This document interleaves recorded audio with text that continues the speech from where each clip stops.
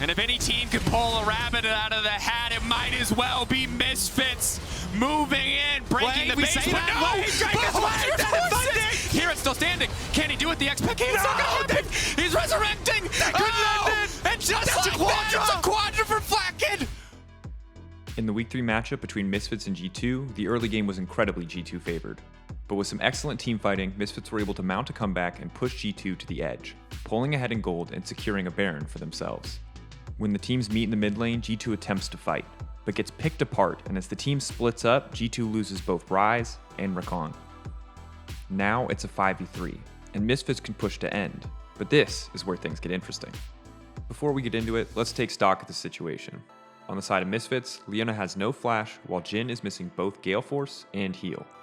On the side of G2, as Misfits are pushing in, Jarvan's going to pick up an Elixir of Iron, and Renekton will buy a stopwatch.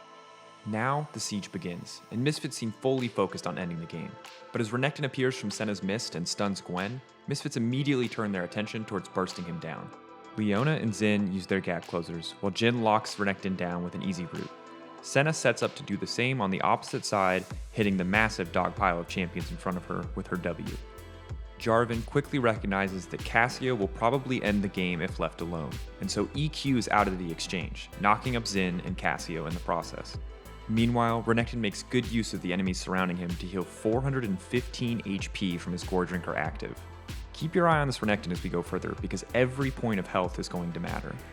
The Senna W from earlier now activates, rooting both Leona and Xin.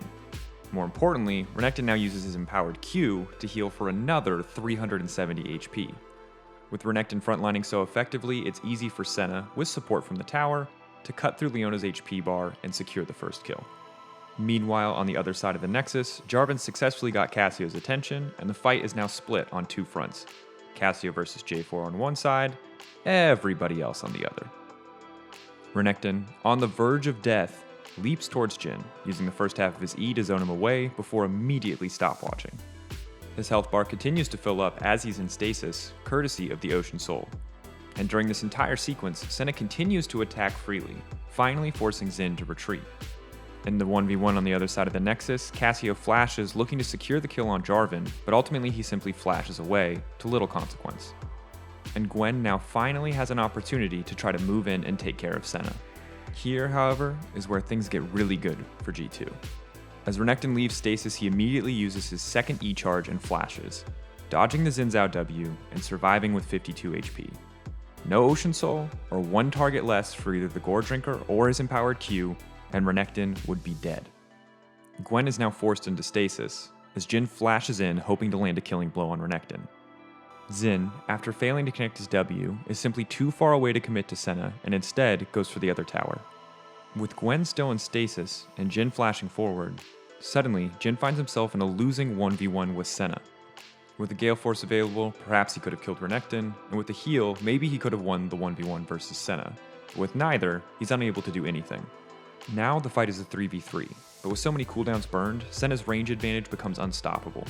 She cleans up the fight, and with Rakan and Ryze respawning, they rush down mid and end the game. Alright, let's recap. Misfits were in a prime position to win the game, but were punished for indecisiveness. They fought the entire time under the towers of G2, and in key moments split their focus between killing G2 and ending the game. While they may have been able to do one or the other, ultimately by attempting to do both, they were able to accomplish neither.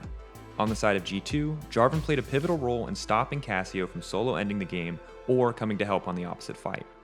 Meanwhile, an insanely clutch play from Renekton paired with a perfect stopwatch purchase gave Senna the room she needed to obliterate Misfits.